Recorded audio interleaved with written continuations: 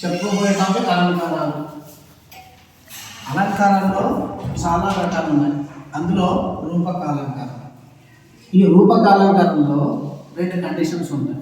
ఒకటి అభేదం చెప్పడం, అంటే భేదం లేదని చెప్పడం, తేడా లేదని చెప్పడం. అలంకారంలో రెండు పదాలు ఉంటాయి. ఆ రెండు పదాలు కలిపి అలంకారం అవుతుంది. ఆ రెండు పదాలకి అభేదం అంటే భేదం లేదు అని చెప్పడం ఒకటి. రెండోది ఆరోపించడం.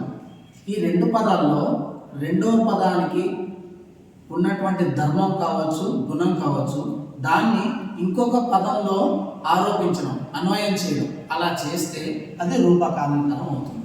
ఉదాహరణకు ఇక్కడ మీక వగచి చెప్పిన ఈ దీంట్లో శోక వాహిని అనేది అలంకారం. శోక వాహిని. శోక అంటే శోకము అంటే దుఃఖము, వాహిని అంటే అగ్ని.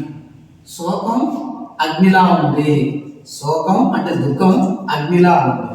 ఇక్కడ ఈ శోకాన్ని అగ్నితో పోల్చాం. అంటే శోకానికి అగ్నికి భేదం లేదు, తేడా లేదు, రెండింటికి తేడా లేదని చెప్తాం. కాబట్టి ఇది అభేదం, భేదం లేనట్లు చెప్తే అదేమవుతుంది? రూపకాలంకారం అవుతుంది. ఇంకా ఈజీగా అర్థం కావాలంటే ఇక్కడ మూడవది సంసార సాగరాన్ని ఈదటం కష్టం. ఈ సంసార సాగరం అనేది అలంకారం. అలాగే దుఃఖ సముద్రం భారతీయ హృదద్వారంలో వచ్చే ఇందులో మొత్తం అలంకారం కాదు. ఈ దుఃఖ సముద్రం అన్నది ఒకటే అలంకారం. ఇక్కడ శోకభక్తి మాత్రమే అలంకారం. ఇక్కడ ప్రభుత్వం రైతులపై దయావర్షం అనేది మాత్రమే అలంకారం. ఇక్కడ సంసార సాగరం అలంకారం. ఇక్కడ రెండు, సంసారం ఒకటి, సాగరం ఒకటి, రెండు పదాలు. ఇందులో సంసార సాగరం అంటే సంసారానికి సాగరానికి అభేదం చెప్పబడింది. రెండింటికి సంసారంలోనే సాగరం, దీనికి తేడా లేదు. సంసారానికి సాగరానికి తేడా లేదు, భేదం లేదు అని అభేదం చెప్పబడింది. అలాగే రెండో పాయింట్ ఏంటన్నాము? ఆరోపించి చెప్పాలి అన్నాము. ఆరోపించి. ఇప్పుడు సాగరం అంటే సముద్రం, దాని యొక్క గుణం ఏంటి, దాని యొక్క ధర్మం ఏంటి? ఈదటం. సాగరాన్ని అంటే సముద్రాన్ని ఈదటం అనేది ఎవరికి సాధ్యం కాదు.